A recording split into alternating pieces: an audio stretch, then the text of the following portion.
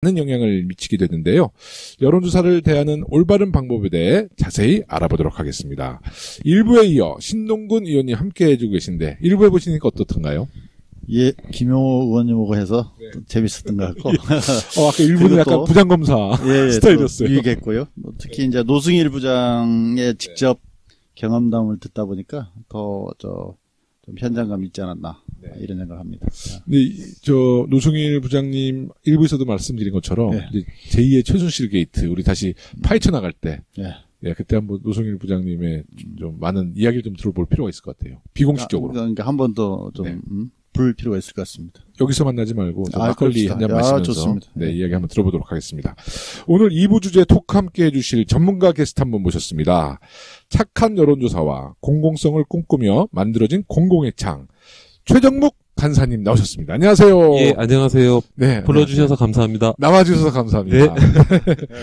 아니, 오늘 영남 경선, 우리 더불어민주당 영남 경선의 결과가 나왔습니다. 문재인 후보가 64.7%로 1위를 차지했고요. 이재명 후보가 18.5%로 2등, 안희정 후보가 16.6%로 3등, 최성 후보가 0.2%를 얻었어요. 이제 수도권 경선 나와 있잖아요. 어떻게 전망하세요? 어려운 질문이죠. 예, 되게 어려운 질문입니다. 네, 청취자들이 그냥 상상력 속에 맡길까요? 네, 뭐 그렇게 하는 것도 좋은 방법일 것 같습니다. 네. 먼저 청취자분들의 이해를 돕기 위해 몇 가지 사전 질문을 좀 드리겠습니다. 공공의 창이라는 단체는 어떻게 만들어졌고 어떤 일을 하려고 만드셨는지요? 네, 저희는 작년 10월에 첫 모임이 시작됐고요. 이제 뭐 사람으로 따지면 한 생후 한 5개월쯤 된 네, 체력이 아주 약한. 제일 귀여울 때네. 감사합니다. 네, 그러니까 이제 정치 사회 조사를 주로 시행하는 중소기관 12개 여론조사 기관이 모여서 활동을 하고 있고요. 국민들에겐 필요한데 언론이나 이제 조사기관에서 다루지 않는 정책 현안이나 어떤 사회 현안에 대해서 조사를 하려고 하고 있고요. 지금도 이제 조금씩 하고 있고요. 네, 그리고 이제 당장은 재미없고 관심 없는 조사가 될 거고요. 돈 안 되는 조사를 중심으로 하려고 지금 준비 중에 있습니다. 돈이 안 되면 자본이 없잖아요. 저희 조사는 회원사들이 다 자기 출혈을 통해서 조사가 출연이에요? 출혈이에요? 출혈입니다. 출혈. 네. 착한 일이네. 착한 일. 좀 출연 그러면 좀 삼성이 자꾸 떠올라가지고. 우리 조재선 의원 중에서도 착한 의원들의 모임이 있는데 착하게 살자. 누구예요? 술 잘 먹고 착하게 생긴 사람들이. 신동근 의원님. 네, 저를 비롯해서 김용호 의원님. 저는 아닌데. 소병훈 의원님. 뭐 이렇게 또 있습니다. 우리 중국 같이 갔던 사드 위원님들이 다 거기 계시네. 대부분 계십니다. 네. 공공의 창 홈페이지를 들어가 보니까요. 여론조사 분석을 하는 몇 가지 원칙을 정해놓으셨더라고요.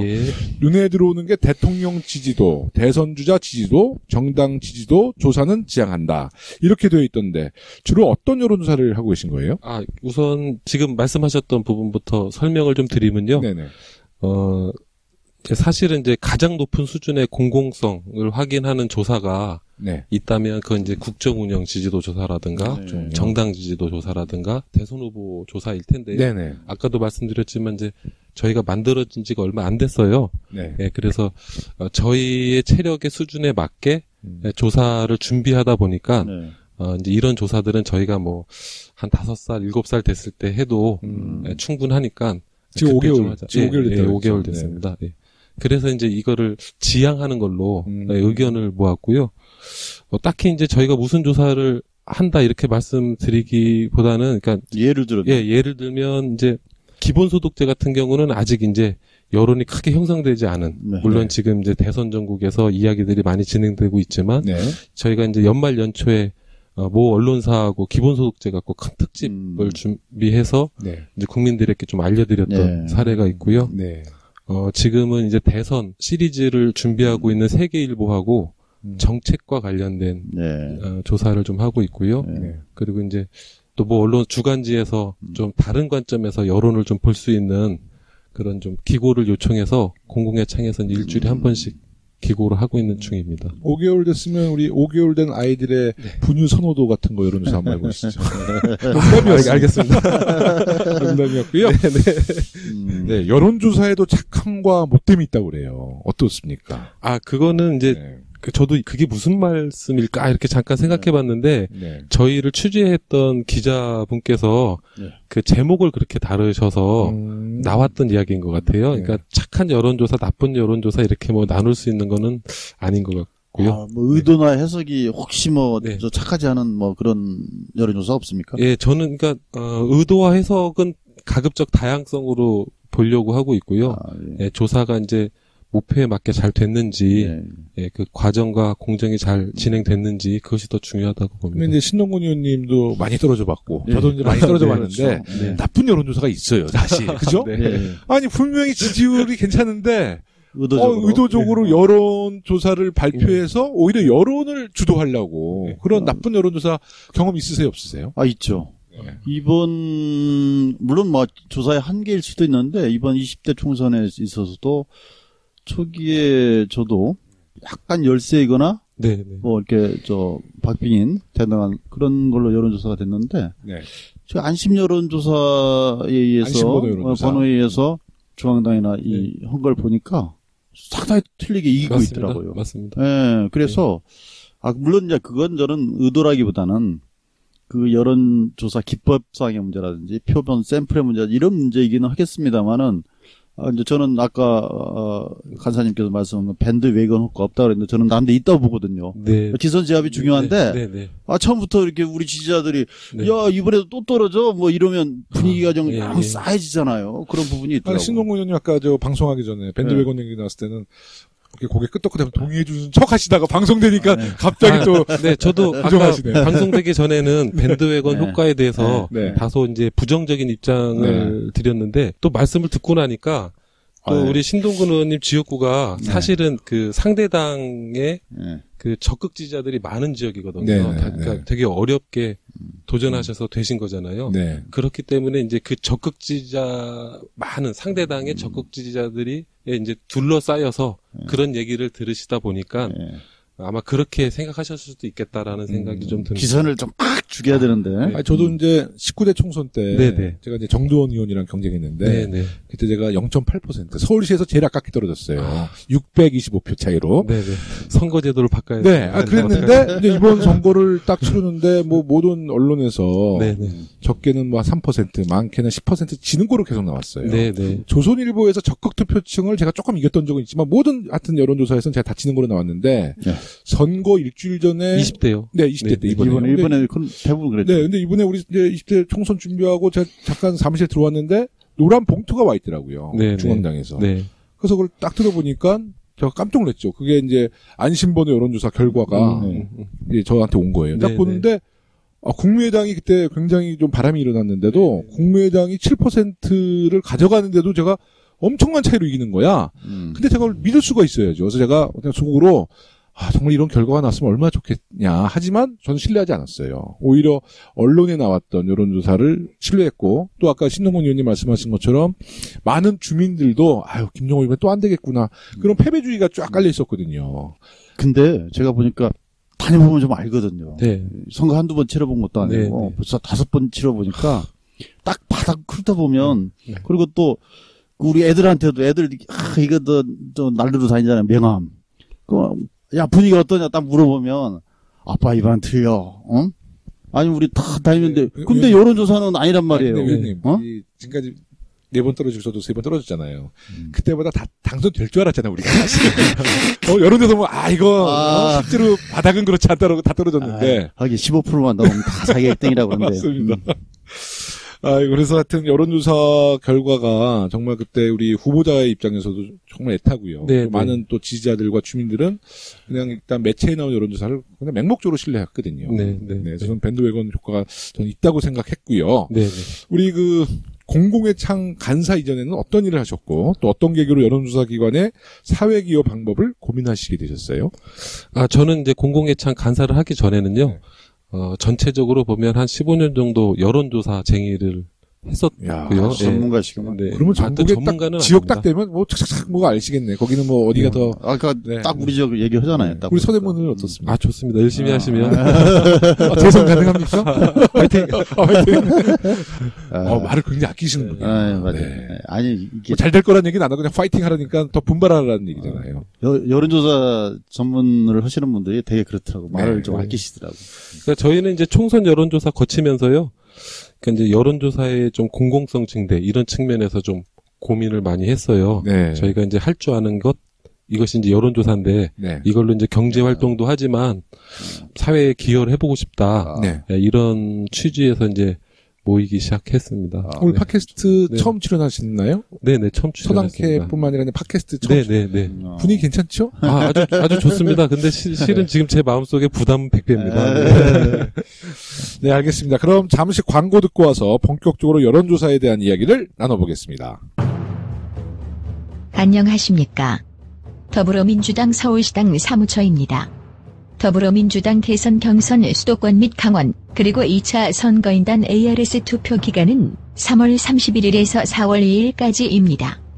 전화 02-2630-7088로 연락 온 5번의 ARS를 모두 받지 못한 경우 안내 문자가 발송되며 문자에 기재된 번호로 4월 2일까지 자발적으로 ARS 전화 투표하시면 됩니다.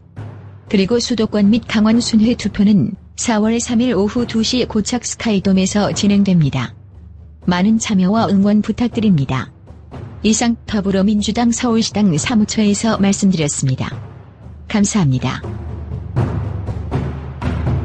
네, 먼저 신동근 의원님은 선거 때마다 여론조사를 아까 이제 말씀하셨다시피 많이 이제 여론조사에 좀 피해를 좀 받으셨다고 할 수 있죠.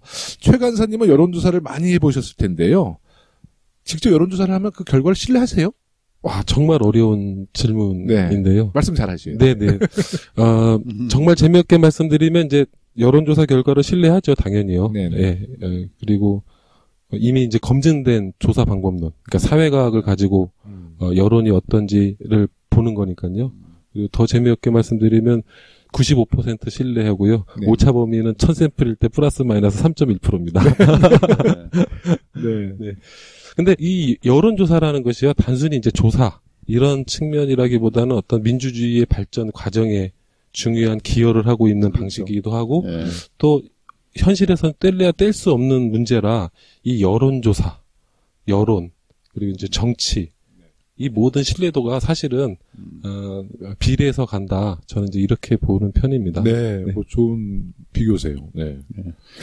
저도 뭐 이렇게 전폭적으로 이것만 믿고는 않지만 이제 한 지점이 아니고 쭉 흐름을 보면 나름대로 그 신뢰성이 어느 정도 있다 이렇게 보고 또 이렇게 점점 갈수록 선거가 과거에 이제 감으로 얻은 선거에서 점점 데이터에 입각한 과학적인 그런 선거, 효율적인 선거로 가는 데는 이게 모든 것을 여기다 걸 수는 없지만 나름대로 일정하게 기여하고 있다 이런 생각이 듭니다.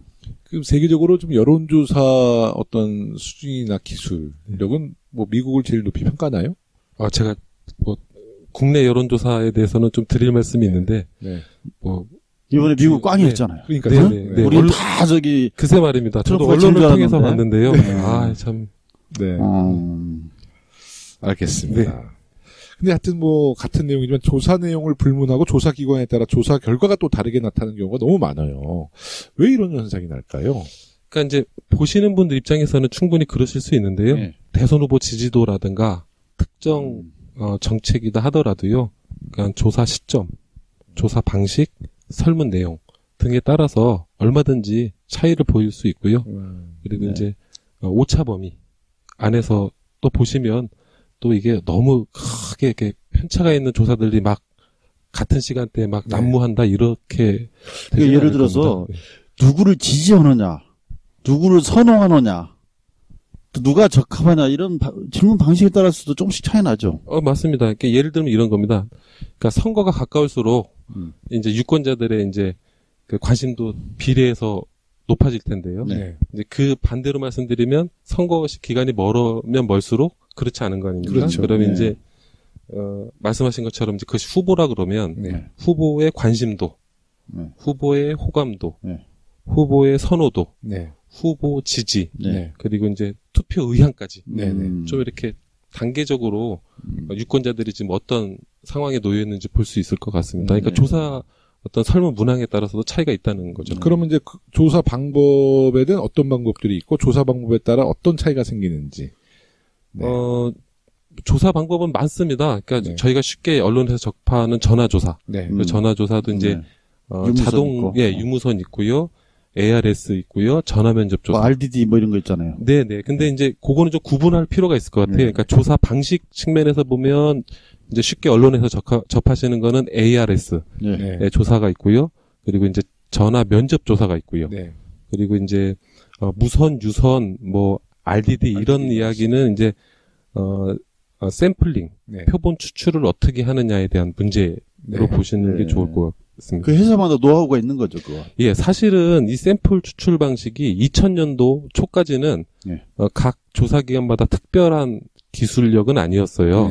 왜냐하면 이제 97년도 김대중 대통령이 당선되시고 IMF를 극복하기 위해서 이제 산업구조 바꾸실 때 IT를 대량 공적 자금 투입하신 거 아닙니까? 이제 그 과정에서 이제 핸드폰, 이제 스마트폰들이 이제 막 생기기 시작한 건데 그 전까지는 그냥 단순히 KT 전화번호부 갖고 조사만 해도 충분히 조사가 잘 됐었죠. 근데 이제 지금은 그런 상황이 계속 거기다가 이게 지금 샘플 수가 부작정할 수가 없기 때문에 시간은 없고 그러다 보니 가중치를 두게 되잖아요. 그래서 응답을 잘 안 해주세요. 그래서 그 가중치를 두는 어떤 그 회사마다 그 가중치를 두는 비법이 또 있잖아요. 여러 가지로. 그런 거에 따라 좀 차이도 있는 것 같아요. 아닙니다. 가중치는 제가 이해하기로는 특별한 기술이 있는 건 아니고요. 그건 이제 선관위에서 선거 여론조사와 관련된 연령별, 지역별 가중치 기준이 있습니다. 거기에 다 맞춰서 그냥 단순 계산해서 가중하는 거고요. 도리어 이제 샘플 수가 많은 조사가 더 정확한 조사가 아니겠느냐. 또는 샘플 수를 많이 늘리면. 또는 응답률이 높은 조사가 더 정확한 조사가 아니겠느냐라는 이야기는 개연성은 있지만 정확한 상관관계가 있는 건 아닙니다. 오히려 아까 말씀드렸듯이 표본 추출, 누구를 대상으로 조사를 하느냐, 샘플링 이게 더 중요하다고 보십니다. 며칠 전에 그 한 여론조사 기관이 문재인, 안철수 두 후보의 양자 대결을 가상한 여론조사를 실시해 조사 결과를 발표했는데요. 조사 결과를 두고 말들이 많아요. 첫 번째가 응답률이 3%밖에 안 되는 조사라서 신뢰할 수 있느냐. 이런 의문인데요. 응답률과 신뢰성에는 어떤 관계가 있나요? 네, 좀 전에 설명드렸던 거하고 조금 비슷한 내용인데요. 그러니까 이제 우선 그것부터 말씀을 드리면 좋을 것 같아요. 그러니까 JTBC 팩트 체크에서도 이제 한번 나왔던 것 같은데 이제 일반 국민들께서는 이제 신뢰도와 정확도 이거를 약간 이제 헷갈려 하시는 것 같아서 정확도는 사실은 이제 선거로 치면 조사를 하고 선거 결과가 나온 후에 그 조사가 얼마나 실제 결과와 가까웠는지에 대한 정확도를 얘기하는 거고요. 이제 여기서 얘기하는 신뢰도라는 거는 우리가 똑같은 방식으로 조사했을 때 지금 나온 조사 결과가 또 나올 수 있는지. 그러니까 95%라고 하는 거는 우리가 똑같은 방식으로 조사해서 지금 예를 들어서 40%가 나왔어요. 그럼 이 방식으로 100번 했을 때 95번 정도가 이 조사 결과가 나온다라고 우리가 신뢰한다라는 건 이제 여기서 이제 신뢰도라고 신뢰성이라고 이제 표현하신 건데요. 그래서 이제 엄밀히 따지면 응답률과 신뢰성의 상관관계를 설명하는 거는 좀 너무 멀리 떨어진 이야기들을 붙이는 이야기 같고요. 응답률이 뭐 높으면 좋겠죠. 근데 다시 말씀드리지만 지금 문제의 핵심은 샘플링입니다. 누가 국민들의 보편적인 의견들을 받아들일 수 있는 잘할 수 있냐. 표본을 잘 추출해내느냐. 그게 관건입니다. 주중에 하는 것과도 주말에 도전하는 게 또 다르잖아요. 응답하는 사람. 네네. 예전에는 그게 이슈가 안 됐는데 지금 이제 그런 것도 이슈가 됩니다. 그래서 조사하는 시점도 뭐 예를 들어서 메이저 회사 같은 경우는 뭐 그 전화 부수가 한 100개 정도 되면 1000샘플 구하는데 이제 특정 시간대 다 할 수 있거든요. 근데 이제 그거를 좀 적정히 끊어서 직군에도 반영이 될 수 있게. 근데 저는 이제 이게 뭐 양자 대결을 했는데 이게 신뢰성이 얼마나 있냐 이런 문제도 있지만 그 양자 대결이라는 자체가 사실은 그 과정 자체가 다 생략된 거잖아요. 그 양자라는 얘기는 결국은 그러면 자유한국당, 바른정당, 국당까지 국민의당까지 다 통합했다는 거 아니에요. 응? 그렇죠. 그러니까 사실 그 과정이 생략돼 버린 채 양자구도 이렇게 하니까 사람들 인식이 그게 안 좋아지는 거 아니겠어요? 그죠? 네, 그러니까 예를 들어서 네, 네. 호남 분들한테 더불어민주당의 문재인과 자유한국당, 바른정당, 국민의당의 단일 후보 안철수 이러면 다를 거라고. 자유한국당하고 뭐지? 야반이야 이거. 네네. 그러면 네. 빠져나간다고. 그러니까 그런 게 이게 생략되어 있는 부분이 나는 훨씬 정치적 의도나 이런 부분의 정확성이 떨어지지 않나. 저는 이제 의원님 말씀하신 것처럼 이제 그렇게 볼 수도 있다고 보고요. 저는 이제 의도를 저는 이제 항상 다양성이라고 이해하면서 접근하는데요. 그러니까 제일 중요한 거는 투명성인 것 같아요. 그러니까 예를 들어서 두 양자 간 대결을 물어보는 설문이다 하더라도 진짜 그냥 단순히 그렇게 물어본 건지 아니면 아까 말씀하신 것처럼 각 정당의 후보가 단일화돼서 특정 후보를 세웠을 때의 결과인지는 이제 설문 내용에 따라서 달라지잖아요. 네네. 네, 그거대로 또 지금 말씀하신 것처럼 해석하면 되는 거거든요. 그래서 알겠습니다. 네네. 우리 신 의원님께서 오늘 방송 들어보니까 여론조사에 대해서 굉장히 부정적인 네. 많이 당하셨어요. 나쁜 여론조사 많이 당하시고. 그렇지 않습니다. 저도 많이 당했어요, 사실. 그렇지. 그럼에도 불구하고 저는 여론조사에 기초해서 선거운동하는 건 효율적이다. 효율적이죠. 근데 이제 아까 언급했지만 질문에 사용된 단어나 문장에 따라 결과가 다르게 나오잖아요. 그럴 수 있죠. 근데 그런 것을 이제 정말 나쁘게 이용하는 나쁜 여론조사 기관이 있어요, 사실. 네. 맞습니다. 언론들은 조사 결과에 수치만 부각시키고 또 어떤 조건에서 조사를 했는지에 대해서는 분석하지 않고 보도를 하는데 이런 점 때문에 여론조사가 정치적 목적에 악용되는 것이 아니냐는 비판이 많습니다. 이에 대해서는 어떻게 생각하세요? 그러니까 신중모드. 네네. 이건 참 어려운, 제 입장에서는 참 어려운 얘기입니다. 왜냐하면. 거래처를 뺏기나요? 저는 이제 참고로, 공공의 창은 이제, 수익 사업을 전혀 안 하기로 결의를 해서 모인 단체고요. 그리고 이제 저도 아까 15년 여론조사쟁이긴 하지만, 제가 이제 간사를 맡으면서, 여론조사 수익을 안 내기로 약속을 하고 이제 하는 거기 때문에 어떤 그런 측면에서 이제 안 보셔도, 별 문제 없을 것 같고요. 근데 이게, 예를 들어서 이제 우리가 똑같은 여론조사를 놓고도 그것을 해석하는 방법이 틀리잖아요. 맞습니다. 그다음에 그 제목을 뽑을 때도 틀리잖아요. 네네. 예를 들어서 여전히 조사의 영역을 좀 넘어가는 여전히 문재인 1위 수성 이럴 수도 있고 뭐 안철수 따라잡아 이렇게 쓸 수도 있는 거고. 그다음에 두 번째는 예를 들어서 문재인 후보가 비호감도가 높다. 뭐 이런 얘기를 만약에 해요. 근데 문제는 뭐냐면 새누리당이나 바른정당 지지자들이 그 문재인에 대한 비호감도를 갖는 건 당연한 거거든요. 그렇죠. 그러면 중도층에서 비호감도와 호감도가 어떠냐를 봐야 되거든요. 근데 실제로 어떤 여론조사에서는 안철수 후보보다 문재인 후보가 중도층에서의 비호감도는 훨씬 낮아요. 그럼에도 불구하고 전체 포션으로 보면 전체 프로를 다 합쳐놓고 보면 문재인이 더 높다는 이유로 비호감도가 이렇게 높은데 이렇게 오더를 한단 말이죠. 분석을 그렇게 하는 거죠. 분석을 그렇게 하는 거죠. 예. 그러니까 그런 건 정치적 의도라든지 여론조사를 잘 들여다보지 않으면 그런 결과로 나타날 수 있다는 거죠. 예, 맞습니다. 참 그렇게 방향을 잡기가 참 어렵죠. 왜냐하면 독자들이나 국민들이 조사 결과가 나오면 일일이 다 선관위에 들어가서 어떤 설문으로 않으니까. 했는지 어떤 방식으로 했는지 다 일일이 보기가 참 어려운 문제는 있죠. 그렇죠. 네. 그 미국 대선 얘기 또 이제 할 수밖에 없는데 작년 미국 대선에서도 너무나 사실 오차라고 할 수 없이 이제 틀린 여론조사일 때 결과적으로는 그렇죠. 힐러리가 당선이 유력했다고 그러지만 이제 트럼프가 된 거고 또 작년 20대 총선에서도 많은 여론조사가 정말 많이 예측이 틀렸죠. 그 예측대로 되면 20대 국회는 신동근 의원님도 안 계셨고 저도 없었고 했는데 그렇게 예측이 너무나 틀린 결과를 그때 접하셨을 때 그래도 여론조사 기관의 전문가로서 어떤 생각이 드셨어요? 20대 총선. 네, 20대 총선. 네, 또 미국 대선도 이렇게 지켜보면서. 네, 제가 미국 대선까지 뭐 말씀드리기에는 아는 게 많지 않고요. 이제 작년에 있었던 총선 중심으로 말씀을 드려보면, 저는 이제, 너무 궁금해서 각 당의 여론조사 담당자들하고 다 확인을 해봤어요. 네. 그러니까 이제 중앙당은 이미 선거 결과를 다 예측하고 있었던 걸로 저는 알고 있었고요. 네. 이제 선거법 때문에 선거일 5일 전부터는 여론조사 공표가 되지 않습니까? 그렇죠. 네네. 이제 그 전에 했던 언론사 조사들은 다 아까도 말씀 나누셨지만 유선, 그러니까 핸드폰 조사를 하지 못하고 집 전화로만 진행했던 조사. 안심번호에 조사 안 넣는 네. 그게 이제 표본 추출에 큰 차이를 보였던 거죠. 네. 하여튼 신뢰받지 못한 여론조사 결과를 그래도 신 의원님은 중요하다는 거죠?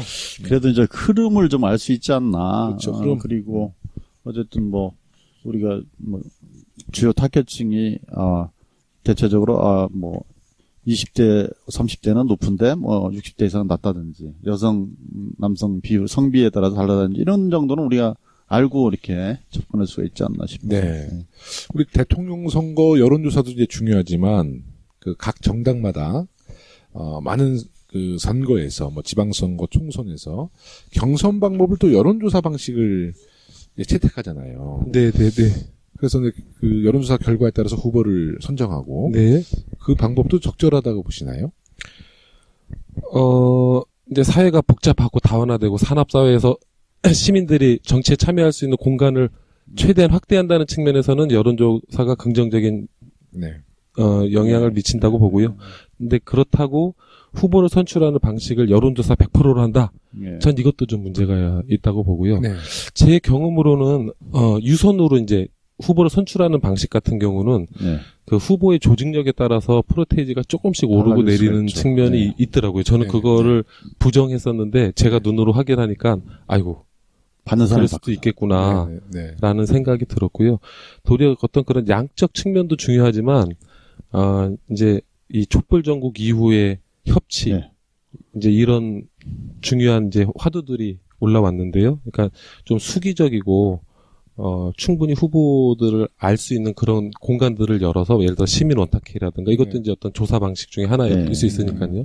그런 과정들이 좀 더 가미되면 당원들의 어떤 책임과 권한도 더 높아지지 않을까 이런 생각도 듭니다. 근데 제가 보니까 이제 이게 안심번호에 의한 여론조사가 되면 확실히 경쟁력 조사는 상당히 정확성을 띠게 되는 것 같아요. 근데 이제 문제는 그게 이제 여론조사만으로 하면 제가 여러 번 해보니까 장점은 경선 후유증이 일단 덜 없어요. 동원 경선이 안 되지 않는다. 그런 어떤 잡음은 없는데 문제는 이게 어떤 이미지나 캐리어, 경력이 얼마나 화려하냐에 따라서 그냥 이게 좌우돼 버릴 수 있고 그 사람의 실질적인 정체성과 그 변별력, 인간 댐댐이 이런 건 좀 알 수 없는. 그다음에 또 하나는 아까 말씀하신 것처럼 당원들의 어떤 참여 자체가 소외된다는 어떤 그런 문제들이 좀 있는 것 같아요. 그래서 잘 좀 호화를 이루는 게 좋겠다. 이 자리에서 다 말씀드릴 수는 없는데요. IT가 많이 발전했고요. 그걸 또 동원해서 이용하는 조사 방식도 많이 발전했어요. 충분히 해결할 수 있습니다.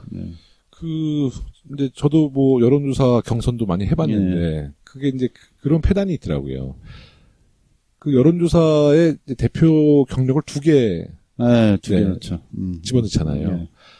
거기에 이제 워낙 지금 노무현 대통령을 사랑하고 좋아하는 분이 많아서 참여정부에서 청와대 출신들 또 특히 노무현 대통령과 함께 청와대에 있던 그 비서관들이나 행정관들 그러니까 노무현 대통령 5% 올라간다 그러죠? 경력을 넣으면 5%에서 7% 올라간다는 거예요. 거기다 또 김대중 대통령 경력 넣으면 또 5%. 근데 김대중 노무현 대통령 우리가 다 같이 만들었는데 청와대에 들어가셨던 분들은 또 그런 대표 경력을 쓸 수 있다는 장점. 그러니까 유권자들이 후보는 모르는데 그 경력에 따라서 지지하는 거죠. 그렇죠.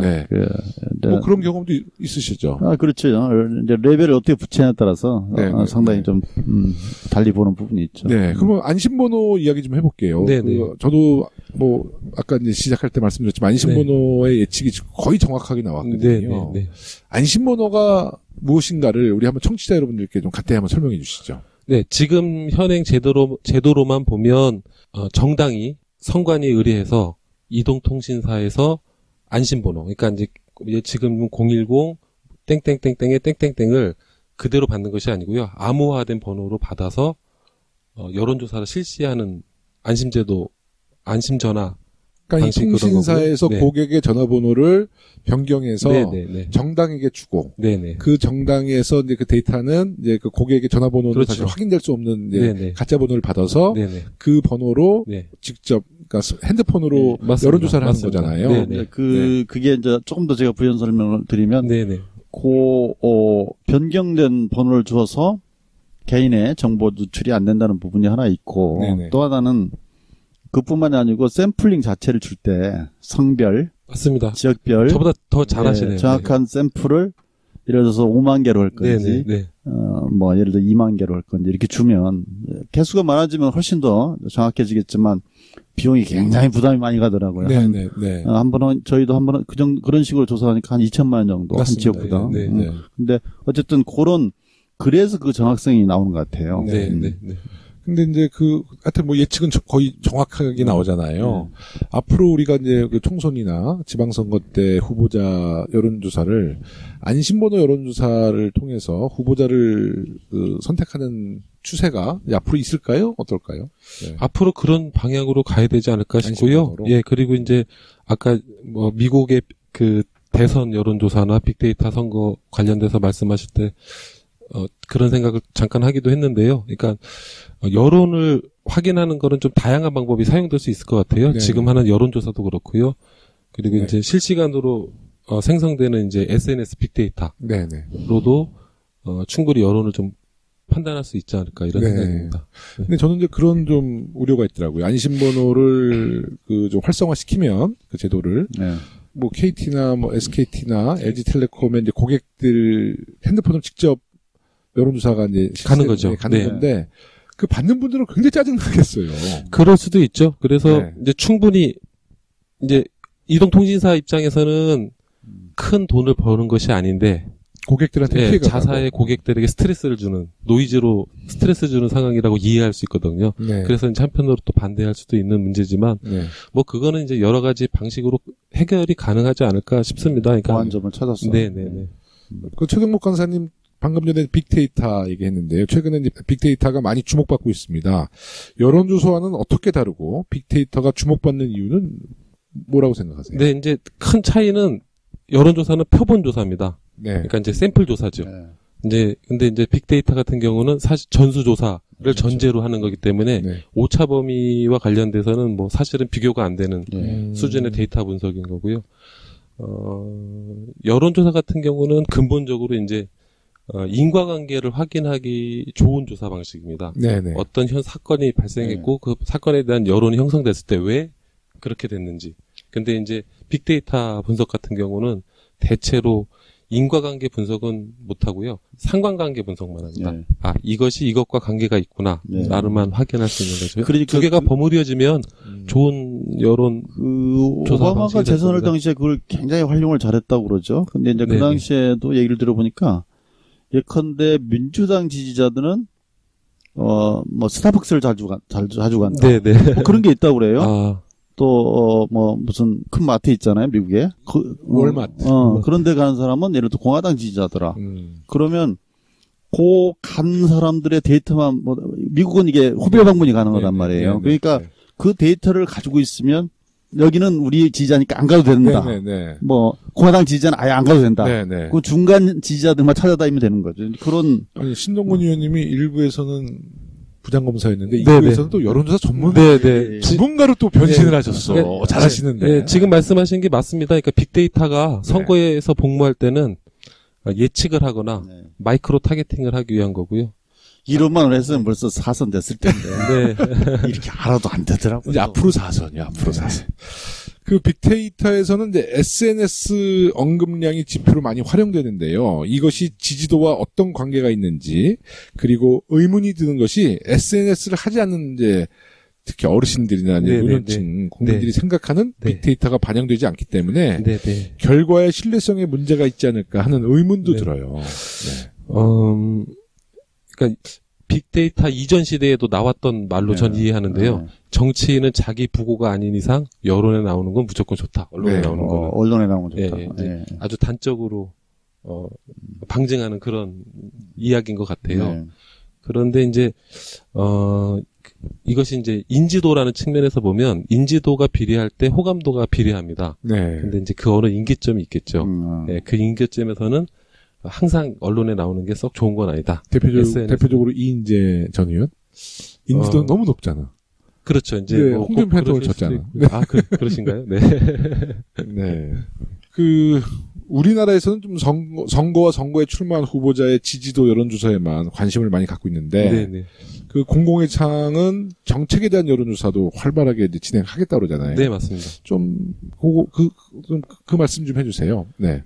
네, 아까 이제 그 말씀도 있으셨어요. 당에서 네. 후보를 선출할 때, 지금과 같은 전화 여론조사가 어떤 영향이 있겠나, 그리고 또 그게 옳은 거냐, 이런 말씀 하셨는데, 이제 그런 맥을 같이 짚어서 말씀을 드리면, 지금은 이제 여론조사라는 게 양적 측면만 고려한 방식이었는데, 앞으로 이제 이 촛불 전국이 지나고, 이제 협치라는, 시민이, 민주주의에 직접 참여하는 그런 방식으로, 그러니까, 시민 원탁회의, 그러니까 양적 민주주의가 아니라 질적 민주주의로 전환하기 위한 그런 방식들도, 자리를 앞으로 잡아가지 않을까, 조사 방식으로. 네, 그리고 이제, 정책이 그렇게 되면 지금처럼 뭐가 높고 뭐가 낮은 단순한 문제가 아니라 하나의 정책을 가지고 시민들이 의사결정할 때 충분한 백캐스팅이 되는 거죠. 왜 그런지. 네, 그러면 더 수기적인 정책들이 만들어지고 결정될 거라고 봅니다.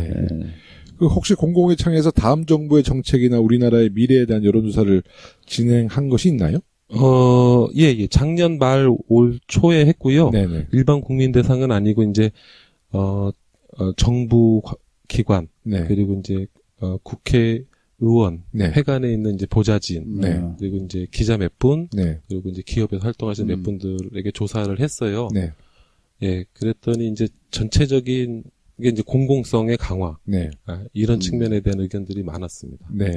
공공성 강화. 네네. 그러니까 우리 국민들이 다음 정부에 해야 할 가장 우선적인 일로 어떤 것을 선택하셨어요? 그거는 이제 최근에 세계일보하고 같이 공동조사한 걸로 보면 적폐청산이나 정치개혁하고 일자리 문제가 거의 대등하게 나왔습니다. 네, 이것이 이제 지금 시점에서 또 시사하는 바가 좀 있을 것 같고요.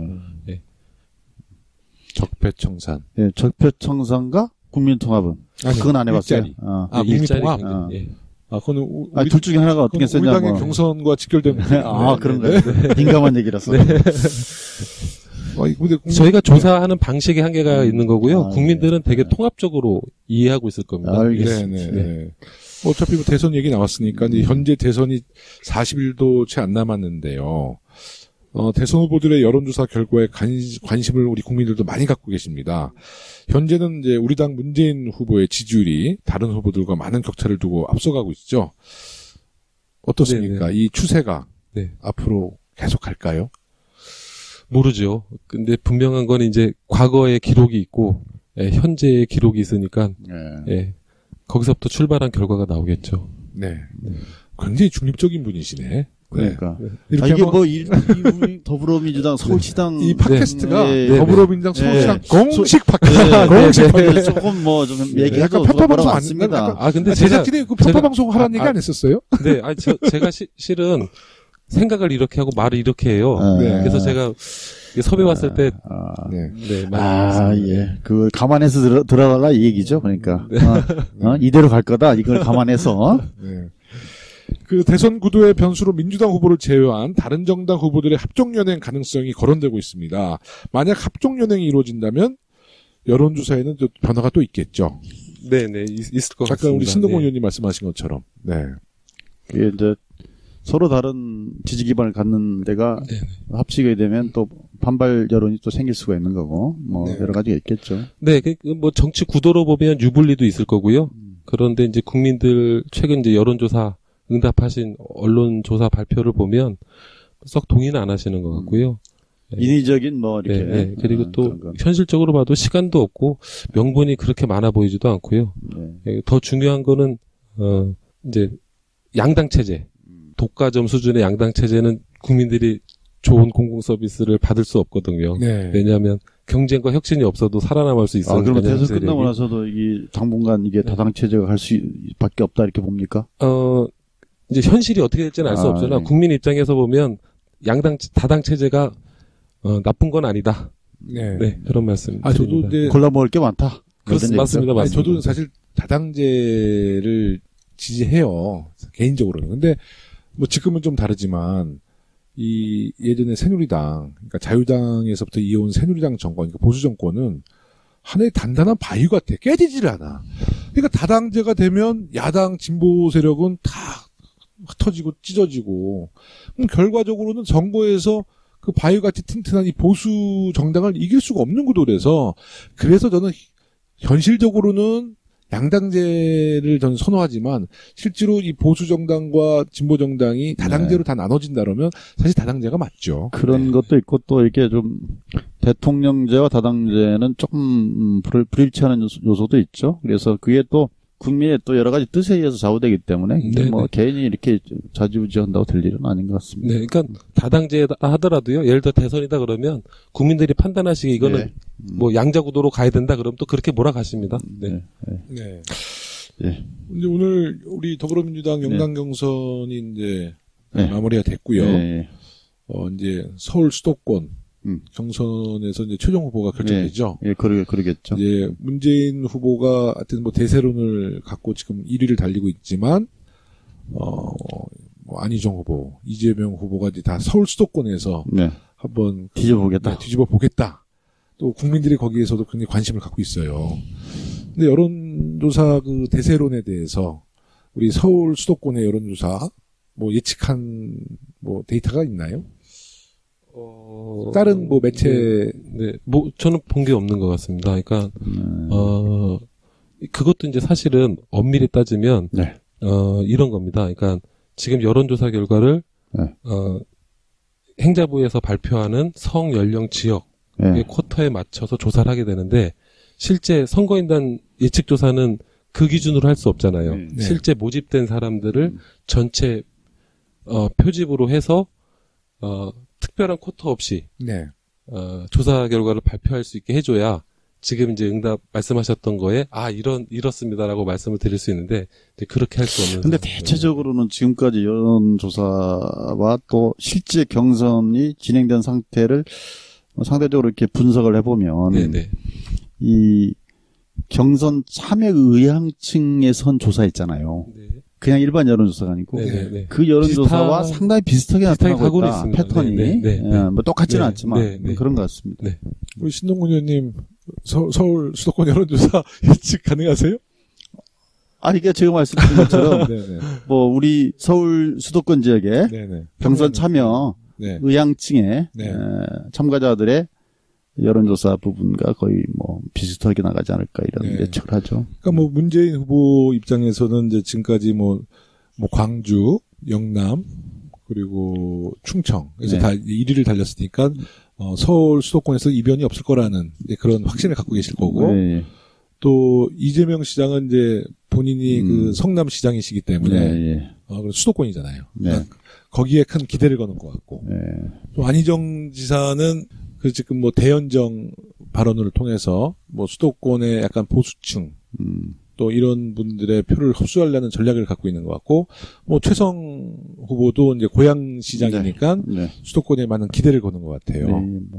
그런 나름대로 뭐 자기 근거를 가지고 얘기를 한 것 같습니다. 근데 확실히 민감한 시기인가 봐요. 신동근 의원님이나 우리 간사님도 예측하려면 예측을 저도 뭐 마찬가지지만 예측을 할 수가 없어. 왜냐하면 우리 방송은 공정하기 때문에. 우리 청취자 여러분들께서는 이제 잘 아실 거예요. 이제 그 수도권 우리 마지막 경선 결과에 대해서 단지 서로 그 예측을 하실 텐데요. 하여튼 좀 주목해 주시고 어떤 후보가 우리 더불어민주당 후보로 당선 확정되는 날 그 당선되지 못한 분들에게도 큰 격려와 박수를 쳐주시고 당연하죠. 우리는 한 팀으로 가야 됩니다. 또 당선된 우리 후보를 중심으로 정권 교체 꼭 해나가야 되겠다는 생각을 합니다. 그 앞에서 여론조사의 문제점들에 대해서 얘기를 했는데요. 이제 우리 국민들이 여론조사에 대해서 앞으로 어떻게 받아들여야 되는지, 그러니까 많은 예측이 좀 지금까지 어긋나서 좀 신뢰도가 떨어졌지만 그 부분에 대해서 다시 한번 정리해 주셨으면 좋겠어요. 네, 저는 이제 선거 여론조사보다는 일상적으로 공공기관이나 지방정부, 들이 이제 많이 하는 정책 여론조사에 대해서 말씀을 드리고 싶은데요. 그러니까 제가 만약에 여건이 허락된다면 방송에 그러니까 공익 캠페인을 하고 싶은 심정입니다. 여론조사에 어떤 내용의 적극적으로 참여하시라고. 왜냐하면 그러니까 일상의 삶에서 개인의 주권을 강화할 수 있는 아주 쉬운 방식이거든요. 맞아요. 정치인들은 여론조사에 민감하기 때문에 이거 적극적으로 참여하면 그 정책 안 하잖아요. 그죠? 그렇죠. 네네. 그러니까 투표 참여하듯이 여론조사도 적극 참여해라. 네네네. 좋으신 말씀입니다. 그러시구나. 여론조사 각각마다 받아보신 적 있으세요? 받아본 적 있죠. 끊으시죠, 그냥. 대부분 그런 경향이 있어요. 왜냐면, 내 전화를 알면, 이거, 국회의원이, 신모 국회의원이, 이거에 대해서 무슨 생각을 갖고 있고, 누구를 지지하고 있는지 속마음을 딱 들킬 것 같잖아요. 그러니까, 아무래도 좀 그런 경향이 있죠. 신동훈 의원님은 여론조사 기법을 너무 잘 하시는 것 같아요. 진짜 전문가 같으세요. 여러 번 떨어지면 그렇게 됩니다. 진짜 개인적인 질문인데요. 그 선거 치르실 때, 그러니까 매체 여론조사가 아니라 이제 후보가 직접 여론조사를 해보잖아요. 맞습니다. 한 몇 차례 보셨어요? 저는 경선 과정부터 해서 거의 여론조사하는데 상당한 주의를 기울여서 한 달에 한 두세 번 걸로 계속 체크를 했습니다. 근데 그거 이제 돈을 많이 안 들일 수도 있는 게 시당에 있는 ARS 세트라는 이런 걸 이용하면 굉장히 저렴한 비용을 가지고 털 수 있습니다. 근데 이제 그 매체 여론조사와 후보가 직접 여론조사를 기획해서 아니면 어떤 기관에 맡겨서 했을 때 그 여론조사 차이가 좀 있던가요? 어떤 경우에 저희가 더 정확하더라고요. 그래요? 왜냐면 저희가 쭉 하기 때문에 꾸준하게 같은 패턴으로 하잖아요. 같은 식으로 하기 때문에 훨씬 더 이 흐름을 정확히 알 수 있는. 저는 이제 가끔마다 우리 지역구에 가서요, 지방선거 때도 한 10여 분 이렇게 모이잖아요. 꼭 우리 당원이 아니래도 주민 모이면 제가 이렇게 물어봐요. 그래서 이렇게 쭉 한 20여 분 들어보면 그 결과가 비슷하게 나와요. 샘플이니까 20명인데 꽤 그래도 좀 우리 주민들이 솔직하게만 답변해 주시면 꽤 그 추세가 좀 맞더라고요. 그런 그런 직관들이 맞으실 텐데요. 근데 이제 사실은 그 앞에 당사자가 있으면 정확하게 자기 의사를 표현하지 못하는. 제 선거 말고 지방선거 때. 지방선거에 누가 될 것 같아요? 그래도 이제 이런 경향은 좀 있더라고요. 뭐냐면 주로 소상공인들의 표심과 또 주로 이제 가서 활동해서 하는 분들과 또 일반적으로 직장을 다니거나 집에 계신 분들의 의향들이 좀 다른 부분이 있어서 과대 표집되는 경우가 있어요. 그럴 수 있죠.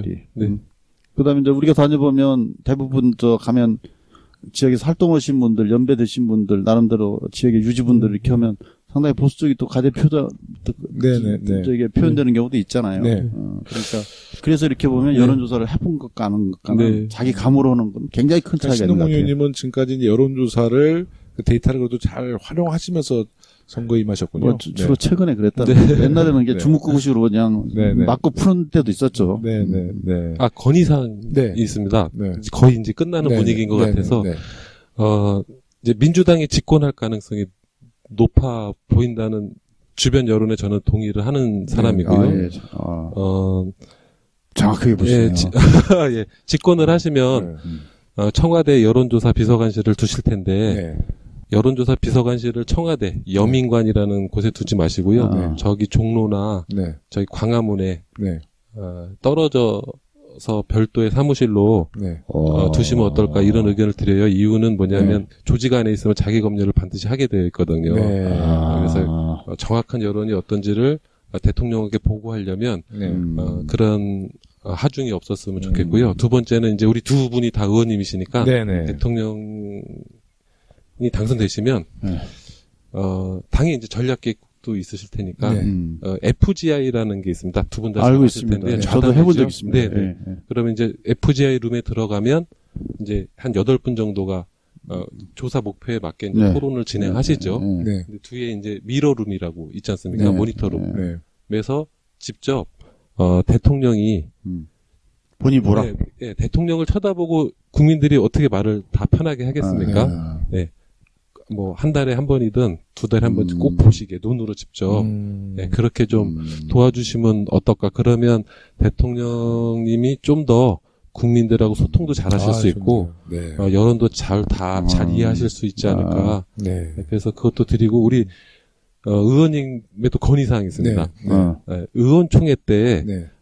제가 이제 가끔 본 적이 있는데, 빅마우스들이 주도하시더라고요. 그래서 꼭 토론도 하시고, 꼭 보트기를 이용해서 투표도 하시고, 당론으로 채택된 건 왜 당론으로 채택됐는지, 그리고 채택되지 않은 건 왜 채택되지 않았는지 기록으로 남기셔야, 이 정책도 그렇고 데이터도 그렇고 항상 스토리가 중요하거든요. 그래서 그런 맥락들이 있어야 되지 않을까. 그래서 이게 다 사실은 여론조사라는 측면에서 이제 건의를 좀 드려보고 싶었습니다. 이런 기회를 통해서. 제가 최종국 간사님이 제가 정말 우리 국회에서 존경하는 원혜영 의원님 비서관 출신이세요.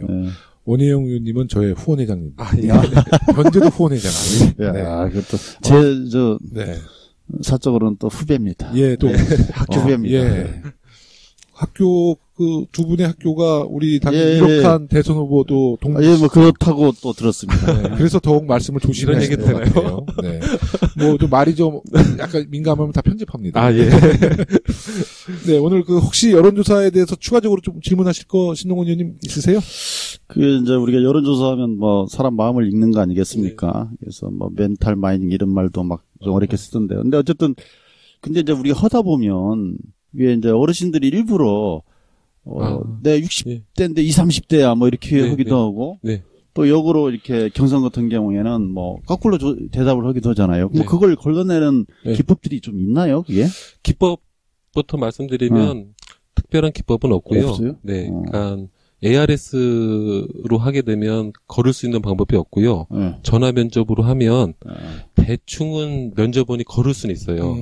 그러니까 이제 50대 분이 20대라고 했다던가 20대가 50대라고 하면 목소리를 듣고 알아들을 수 있는데 그것도 사실은 정확지 않죠. 근데 이제 더 중요한 거는 이 여론조사의 신뢰도는 저는 사회적 자본 하고 비례한다고 보거든요. 역시 어떤 좋은 정치하고도 비례한다고 보거든요. 근데 그런 것도 다 포함하고 무시하고 해도 비례만하다 이런 얘기인 것 같고. 저는 뭐 아무리 전화 인터뷰를 해도 제가 지금 50대인데 80대 목소리 낼 수 있는. 특별한, 그러니까 응답자들이 반드시 내가 20대인데 내가 거짓말을 해서 50대로 응답해야 되겠다라는 필요를 느껴야 되는데 생각보다 그렇지 않습니다. 그러니까 역선택이라는 것도 사실은 항상 선거 때마다 나오는 이야기지만 저도 이제 눈 씻고 찾아봤거든요. 증거들을 찾아보려고. 근데 잘 안 나오더라고요. 근데 결정적인 질문 앞에 뭐 그런 걸 걸러낼 수 있는 암시하는 그런 질문을 배치하는 것도 나름대로 걸러낼 그것도 수 방법이겠습니다. 그 생각을 못 해봤는데요. 그 아니면 뭐 과거에 어떤 걸 물어보기 전에 지금 후보들을 물어보기 전에 과거에 지난 18대 대선에 누구를 찍었냐? 그럴 수도 있겠습니다. 그것부터 물어보면 뒤에 뭘 물어볼지 모르잖아요. 그러면 박근혜를 찍었는데 근데 이제 그것도 있더라고. 선거 끝나고 나면 왠지 이긴 사람 찍었다고 하고 싶어서 그게 비율이 훨씬 많이 잡히죠. 그래서 사후조사가 어렵습니다. 그러니까 제가 서대문 을구에 당선되고 주민들 만났는데 저를 안 찍었다는 분은 한 명도 못 봤어요. 다만 나 김영호 찍었어. 그래서 얼마나 복 받으신 분이세요. 그래서 너무 고맙죠. 하여튼 우리 서대문 을구의 우리 유권자 여러분 감사합니다.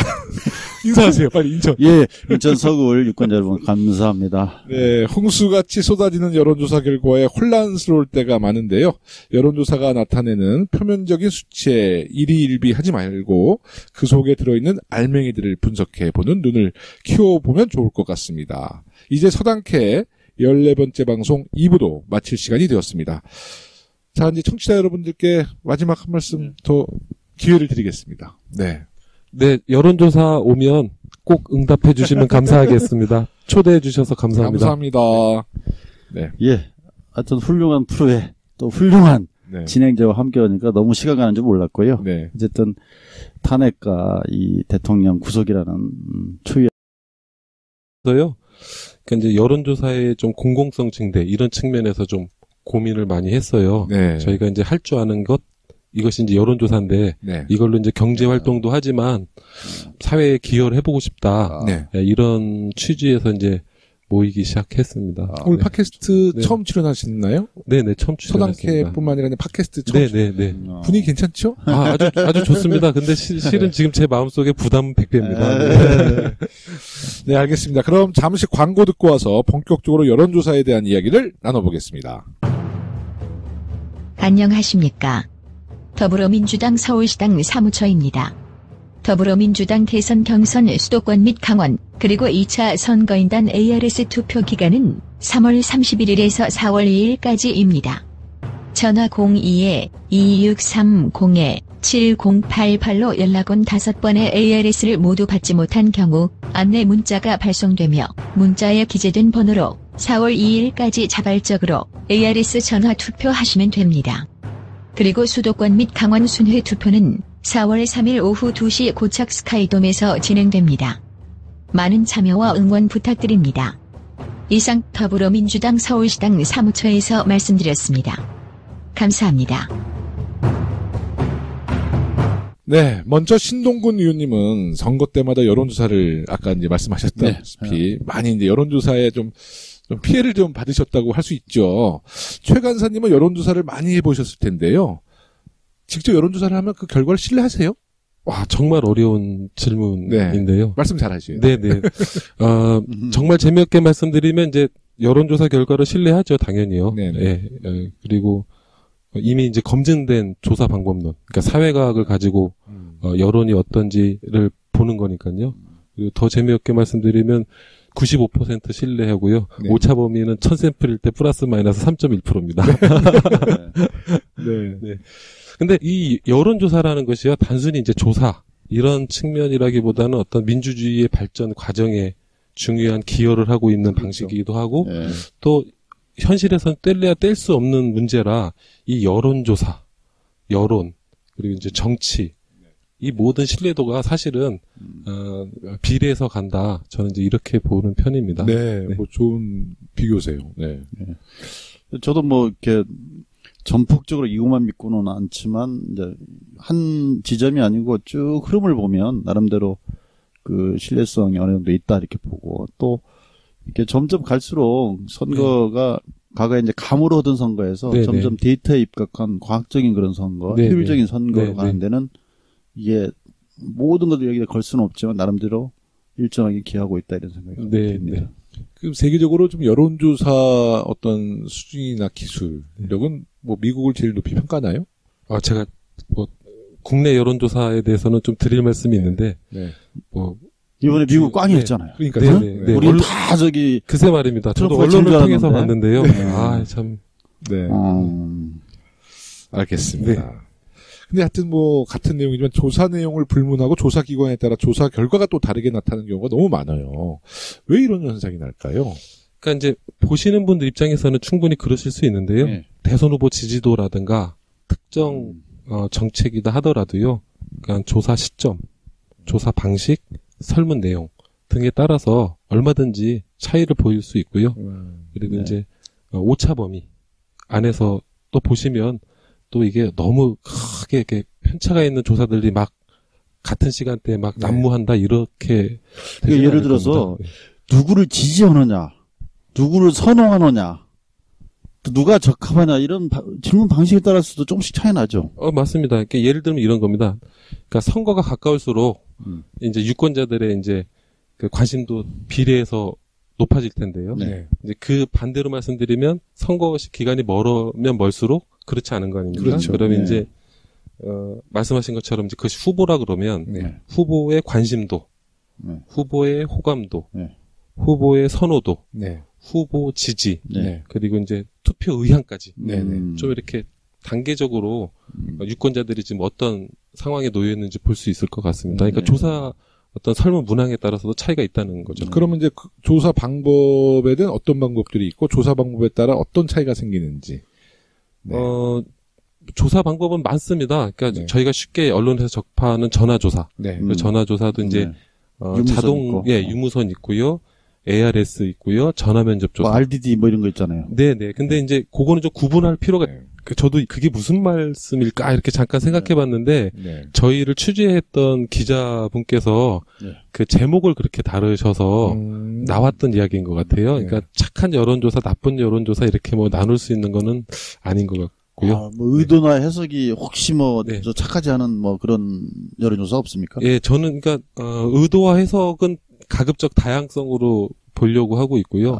예, 조사가 이제 목표에 맞게 잘 됐는지, 예, 그 과정과 공정이 잘 진행됐는지 그것이 더 중요하다고 봅니다. 근데 신동근 의원님도 많이 떨어져 봤고, 저도 이제 많이 떨어져 봤는데 그렇죠. 나쁜 여론조사가 있어요, 다시. 그죠?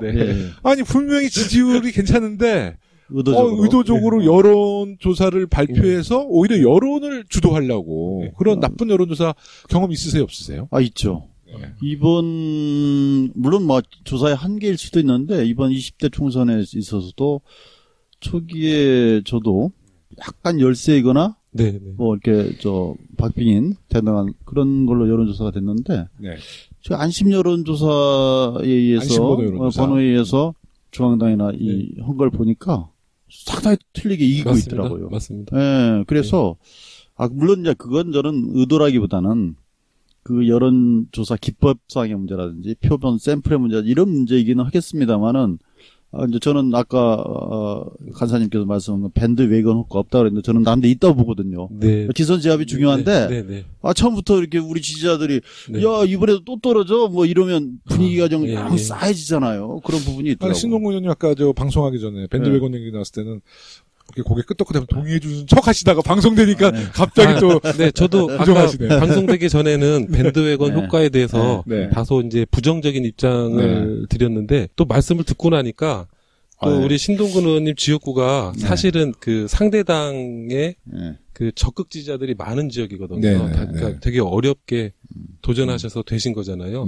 그렇기 때문에 이제 그 적극 지지자 많은 상대당의 적극 지지자들이 이제 둘러싸여서 그런 얘기를 들으시다 보니까 아마 그렇게 생각하셨을 수도 있겠다라는 생각이 좀 듭니다. 기선을 좀 팍 죽여야 되는데. 저도 이제 19대 총선 때 제가 이제 정두원 의원이랑 경쟁했는데 그때 제가 0.8% 서울시에서 제일 아깝게 떨어졌어요. 625표 차이로. 선거제도를 바꿔야 그랬는데 이제 이번 선거를 딱 치르는데 뭐 모든 언론에서 적게는 뭐 3%, 많게는 10% 지는 거로 계속 나왔어요.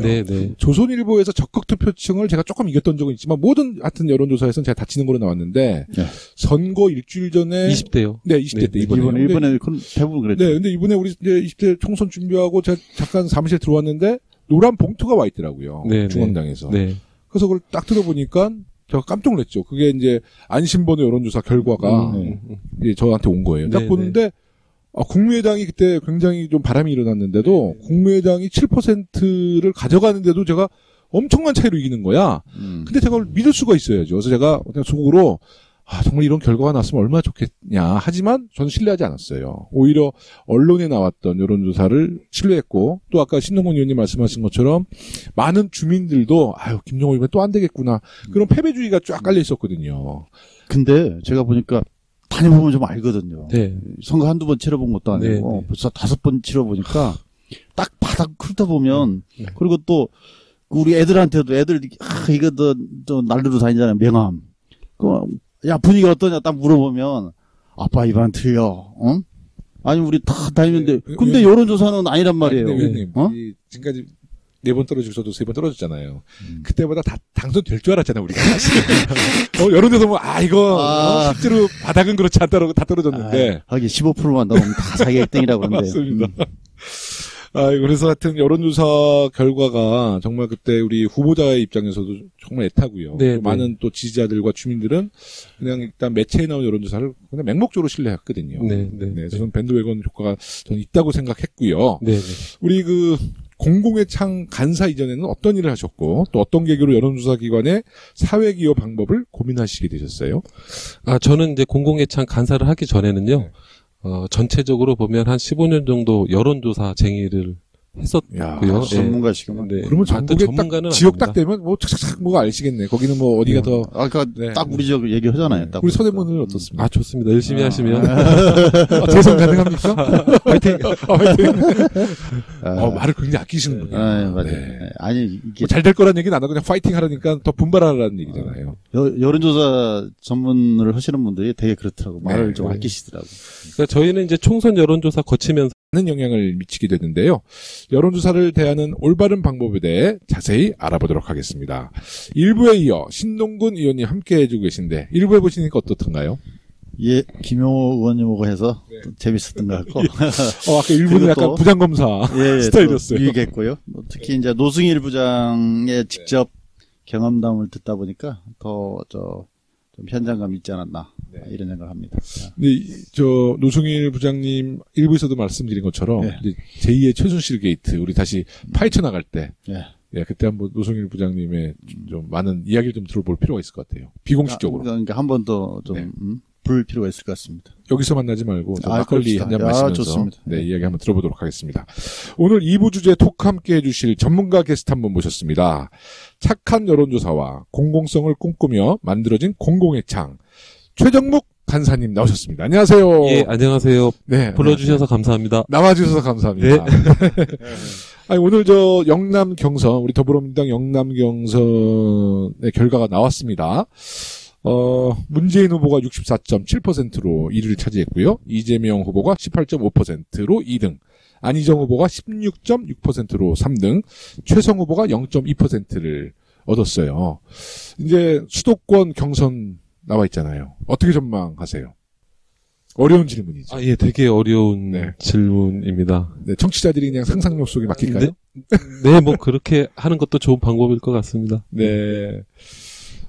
먼저 청취자분들의 이해를 돕기 위해 몇 가지 사전 질문을 좀 드리겠습니다. 공공의 창이라는 단체는 어떻게 만들어졌고 어떤 일을 하려고 만드셨는지요?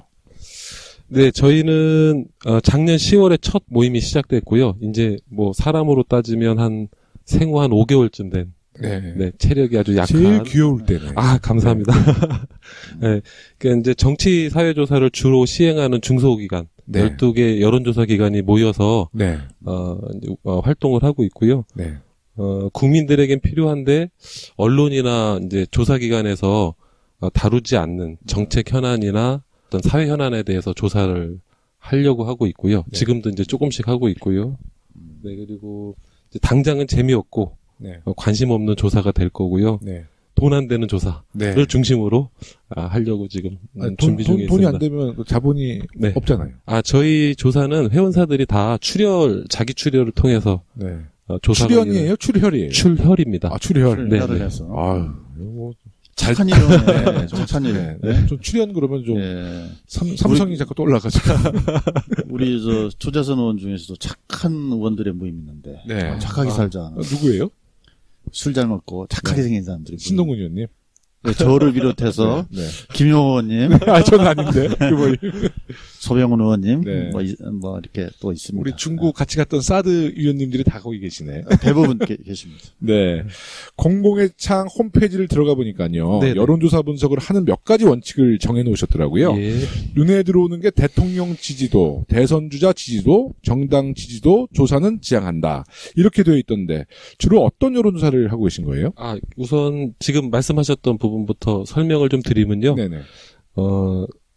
사실은 이제 가장 높은 수준의 공공성을 확인하는 조사가 있다면 그건 이제 국정운영 지지도 조사라든가 정당 지지도 조사라든가 대선 후보 조사일 텐데요. 아까도 말씀드렸지만 이제 저희가 만들어진 지가 얼마 안 됐어요. 그래서 저희의 체력의 수준에 맞게 조사를 준비하다 보니까 이제 이런 조사들은 저희가 뭐 한 5살, 7살 됐을 때 해도 충분하니까 지금 5개월, 지금 5개월 됐다. 5개월 됐습니다. 그래서 이제 이거를 지향하는 걸로 의견을 모았고요. 딱히 이제 저희가 무슨 조사를 한다 이렇게 말씀드리기보다는 그러니까 예를 들면 이제 기본소득제 같은 경우는 아직 이제 여론이 크게 형성되지 않은 물론 지금 이제 대선 전국에서 이야기들이 많이 진행되고 있지만 저희가 이제 연말 연초에 모 언론사하고 기본소득제 갖고 큰 특집을 준비해서 이제 국민들에게 좀 알려드렸던 사례가 있고요. 지금은 이제 대선 시리즈를 준비하고 있는 세계일보하고 정책과 관련된 조사를 좀 하고 있고요. 그리고 이제 또 뭐 언론 주간지에서 좀 다른 관점에서 여론을 좀 볼 수 있는 그런 좀 기고를 요청해서 공공의 창에서는 일주일에 한 번씩 기고를 하고 있는 중입니다. 5개월 됐으면 우리 5개월 된 아이들의 분유 선호도 같은 거 여론조사 한번 해보시죠. 알겠습니다. 농담이었고요. 네, 여론조사에도 착함과 못됨이 있다고 그래요. 어떻습니까? 그거는 이제 있을 것 같아요. 그러니까 조사 방식 측면에서 보면 이제 쉽게 언론에서 접하시는 거는 ARS 조사가 있고요. 그리고 이제 전화 면접 조사가 있고요. 그리고 이제 무선, 유선, 뭐 RDD 이런 이야기는 이제 샘플링, 표본 추출을 어떻게 하느냐에 대한 문제로 보시는 게 좋을 것 같습니다. 그 회사마다 노하우가 있는 거죠, 그거. 예, 사실은 이 샘플 추출 방식이 2000년도 초까지는 각 조사기관마다 특별한 기술력은 아니었어요. 왜냐하면 이제 97년도 김대중 대통령이 당선되시고 IMF를 극복하기 위해서 이제 산업구조 바꾸실 때 IT를 대량 공적 자금 투여하신 거 아닙니까? 이제 그 과정에서 이제 핸드폰, 이제 스마트폰들이 이제 막 생기기 시작한 건데 그 전까지는 그냥 단순히 KT 전화번호부 갖고 조사만 해도 충분히 조사가 잘 됐었죠. 근데 이제 지금은 그런 상황이 계속 거기다가 이게 지금 샘플 수가 부작정할 수가 없기 때문에 시간은 없고 그러다 보니 가중치를 두게 되잖아요. 그래서 응답을 잘 안 해주세요. 그래서 그 가중치를 두는 어떤 그 회사마다 그 가중치를 두는 비법이 또 있잖아요. 여러 가지로. 가중에 따라 좀 차이도 있는 것 같아요. 아닙니다. 가중치는 제가 이해하기로는 특별한 기술이 있는 건 아니고요. 그건 이제 선관위에서 선거 여론조사와 관련된 연령별, 지역별 가중치 기준이 있습니다. 거기에 다 맞춰서 그냥 단순 계산해서 가중하는 거고요. 도리어 이제 샘플 수가 많은 조사가 더 정확한 조사가 아니겠느냐. 또는 샘플 수를 많이 늘리면. 또는 응답률이 높은 조사가 더 정확한 조사가 아니겠느냐라는 이야기는 개연성은 있지만 정확한 상관관계가 있는 건 아닙니다. 오히려 아까 말씀드렸듯이 표본 추출, 누구를 대상으로 조사를 하느냐, 샘플링 이게 더 중요하다고 보십니다. 며칠 전에 그 한 여론조사 기관이 문재인, 안철수 두 후보의 양자 대결을 가상한 여론조사를 실시해 조사 결과를 발표했는데요. 조사 결과를 두고 말들이 많아요. 첫 번째가 응답률이 3%밖에 안 되는 조사라서 신뢰할 수 있느냐. 이런 의문인데요. 응답률과 신뢰성에는 어떤 관계가 있나요? 좀 전에 설명드렸던 거하고 조금 비슷한 내용인데요. 그러니까 이제 우선 그것부터 말씀을 드리면 좋을 것 같아요. 그러니까 JTBC 팩트 체크에서도 이제 한번 나왔던 것 같은데 이제 일반 국민들께서는 이제 신뢰도와 정확도 이거를 약간 이제 헷갈려 하시는 것 같아서 정확도는 사실은 이제 선거로 치면 조사를 하고 선거 결과가 나온 후에 그 조사가 얼마나 실제 결과와 가까웠는지에 대한 정확도를 얘기하는 거고요. 이제 여기서 얘기하는 신뢰도라는 거는 우리가 똑같은 방식으로 조사했을 때 지금 나온 조사 결과가 또 나올 수 있는지. 그러니까 95%라고 하는 거는 우리가 똑같은 방식으로 조사해서 지금 예를 들어서 40%가 나왔어요. 그럼 이 방식으로 100번 했을 때 95번 정도가 이 조사 결과가 나온다라고 우리가 신뢰한다라는 건 이제 여기서 이제 신뢰도라고 신뢰성이라고 이제 표현하신 건데요. 그래서 이제 엄밀히 따지면 응답률과 신뢰성의 상관관계를 설명하는 거는 좀 너무 멀리 떨어진 이야기들을 붙이는 이야기 같고요. 응답률이 뭐 높으면 좋겠죠. 근데 다시 말씀드리지만 지금 문제의 핵심은 샘플링입니다. 누가 국민들의 보편적인 의견들을 받아들일 수 있는 잘할 수 있냐. 표본을 잘 추출해내느냐. 그게 관건입니다. 주중에 하는 것도 주말에 도전하는 게 또 다르잖아요. 응답하는 사람. 예전에는 그게 이슈가 안 됐는데 지금 이제 그런 것도 이슈가 됩니다. 그래서 조사하는 시점도 뭐 예를 들어서 메이저 회사 같은 경우는 뭐 그 전화 부수가 한 100개 정도 되면 1000샘플 구하는데 이제 특정 시간대에 다 할 수 있거든요. 근데 이제 그거를 좀 적정히 끊어서 직군에도 반영이 될 수 있게. 근데 저는 이제 이게 뭐 양자 대결을 했는데 이게 신뢰성이 얼마나 있냐 이런 문제도 있지만 그 양자 대결이라는 자체가 사실은 그 과정 자체가 다 생략된 거잖아요. 그 양자라는 얘기는 결국은 그러면 자유한국당, 바른정당, 국당까지 국민의당까지 다 통합했다는 거 아니에요? 응? 그렇죠. 그러니까 사실 그 과정이 생략돼 버린 채 양자구도 이렇게 하니까 사람들 인식이 그게 안 좋아지는 거 아니겠어요? 그죠? 네. 그러니까 예를 들어서 네, 네.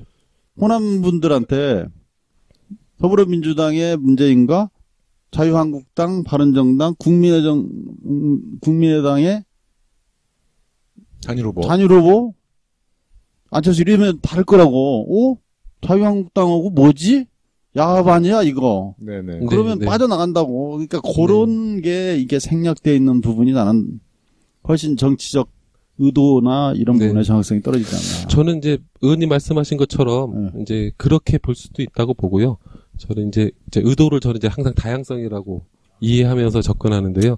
그러니까 제일 중요한 거는 투명성인 것 같아요. 그러니까 예를 들어서 두 양자 간 대결을 물어보는 설문이다 하더라도 진짜 그냥 단순히 그렇게 물어본 건지 아니면 아까 말씀하신 것처럼 각 정당의 후보가 단일화돼서 특정 후보를 세웠을 때의 결과인지는 이제 설문 내용에 따라서 달라지잖아요. 네네. 그거대로 또 지금 말씀하신 것처럼 해석하면 되는 거거든요. 네, 그래서 알겠습니다. 네네. 우리 신 의원님께서 오늘 방송 들어보니까 여론조사에 대해서 굉장히 부정적인 네. 많이 당하셨어요. 나쁜 여론조사에 많이 당하신 거 그렇지 않습니다. 저도 많이 당했어요, 사실. 그렇지. 그럼에도 불구하고 저는 여론조사에 기초해서 선거운동하는 건 효율적이다. 효율적이죠. 네, 근데 이제 아까 언급했지만 질문에 사용된 단어나 문장에 따라 결과가 다르게 나오잖아요. 그럴 수 있죠. 근데 그런 것을 이제 정말 나쁘게 이용하는 나쁜 여론조사 기관이 있어요, 사실. 네. 맞습니다. 언론들은 조사 결과에 수치만 부각시키고 또 어떤 조건에서 조사를 했는지에 대해서는 분석하지 않고 보도를 하는데 이런 점 때문에 여론조사가 정치적 목적에 악용되는 것이 아니냐는 비판이 많습니다. 이에 대해서는 어떻게 생각하세요? 그러니까 신중 모드. 네네. 이건 참 어려운, 제 입장에서는 참 어려운 얘기입니다. 왜냐하면. 거래처를 뺏기나요? 저는 이제 참고로, 예. 공공의 창은 이제, 수익 사업을 전혀 안 하기로 결의를 해서 모인 단체고요. 네네. 그리고 이제 저도 아까 15년 여론조사쟁이긴 하지만, 제가 이제 간사를 맡으면서, 여론조사 수익을 안 내기로 약속을 하고 이제 하는 거기 때문에 어떤 그런 측면에서 이제 안 보셔도, 별 문제 없을 것 같고요. 근데 이게, 예를 들어서 이제 우리가 똑같은 여론조사를 놓고도 그것을 해석하는 방법이 틀리잖아요. 맞습니다. 그다음에 그 제목을 뽑을 때도 틀리잖아요. 네네. 예를 들어서 여전히 조사의 영역을 좀 넘어가는 여전히 문재인 1위 수성 이럴 수도 있고 뭐 안철수 따라잡아 이렇게 쓸 수도 있는 거고. 그다음에 두 번째는 예를 들어서 문재인 후보가 비호감도가 높다. 뭐 이런 얘기를 만약에 해요. 근데 문제는 뭐냐면 새누리당이나 바른정당 지지자들이 그 문재인에 대한 비호감들을 갖는 건 당연한 거거든요. 그렇죠. 그러면 중도층에서 비호감도와 호감도가 어떠냐를 봐야 되거든요. 근데 실제로 어떤 여론조사에서는 안철수 후보보다 문재인 후보가 중도층에서의 비호감도는 훨씬 낮아요. 그럼에도 불구하고 전체 포션으로 보면 전체 프로를 다 합쳐놓고 보면 문재인이 더 높다는 이유로 비호감도가 이렇게 높은데 이렇게 오더를 한단 말이죠. 분석을 그렇게 하는 거죠. 분석을 그렇게 하는 거죠. 예. 그러니까 그런 건 정치적 의도라든지 여론조사를 잘 들여다보지 않으면 그런 결과로 나타날 수 있다는 거죠. 예, 맞습니다. 참 그렇게 방향을 잡기가 참 어렵죠. 왜냐하면 독자들이나 국민들이 조사 결과가 나오면 일일이 다 선관위에 들어가서 어떤 설문으로 않으니까. 했는지 어떤 방식으로 했는지 다 일일이 보기가 참 어려운 문제는 있죠. 그렇죠. 네. 미국 대선 얘기 또 이제 할 수밖에 없는데 작년 미국 대선에서도 너무나 사실 오차라고 할 수 없이 이제 틀린 여론조사일 때 결과적으로는 그렇죠. 힐러리가 당선 유력했다 그러지만 이제 트럼프가 된 거고 또 작년 20대 총선에서도 많은 여론조사가 정말 많이 예측이 틀렸죠. 그 예측대로 되면 20대 국회는 신동근 의원님도 안 계셨고 저도 없었고 했는데 그렇게 예측이 너무나 틀린 결과를 그때 접하셨을 때 그래도 여론조사 기관의 전문가로서 어떤 생각이 드셨어요? 20대 총선. 네, 20대 총선. 네, 또 그러니까, 미국 대선도 이렇게 지켜보면서. 네, 제가 미국 대선까지 뭐 말씀드리기에는 아는 게 많지 않고요. 이제 작년에 있었던 총선 중심으로 말씀을 드려보면, 저는 이제, 너무 궁금해서 각 당의 여론조사 담당자들하고 다 확인을 해봤어요. 네. 그러니까 이제 중앙당은 이미 선거 결과를 다 예측하고 있었던 걸로 저는 알고 있었고요. 네. 이제 선거법 때문에 선거일 5일 전부터는 여론조사 공표가 되지 않습니까? 그렇죠. 네네. 이제 그 전에 했던 언론사 조사들은 다 아까도 말씀 나누셨지만 유선, 그러니까 핸드폰 조사를 하지 못하고 집 전화로만 진행했던 조사. 안심번호에 조사 안 넣는데. 네. 그게 이제 표본 추출에 큰 차이를 보였던 거죠. 네. 하여튼 신뢰받지 못한 여론조사 결과를 그래도 신 의원님은 중요하다는 거죠. 그래도 이제 흐름을 좀 알 수 있지 않나. 그렇죠. 그럼 그리고 어쨌든 우리가 주요 타겟층이